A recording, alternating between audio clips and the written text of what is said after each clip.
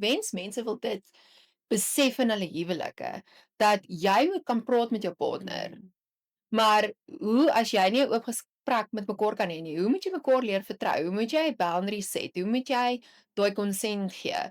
Nou is mans byvoorbeeld wat kan ek daai woord sê?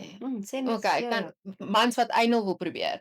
Hulle sal nie 'n gesprek hê met hulle vrou nie. Hulle sal net sê, "Oeps, verkeerde gat." En dan lê die vrou daar en ruk asof sy seer gekry het.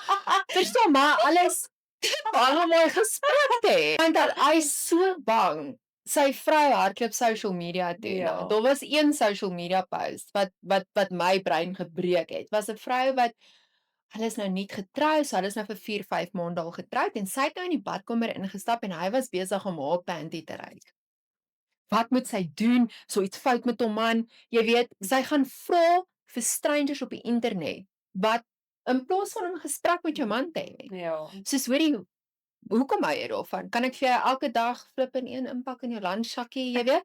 Soos, hoekom jou man so Ja. sleg laat voel oor so iets simpel? Dis hy het nie jou ma se panty gaan haal. Ja.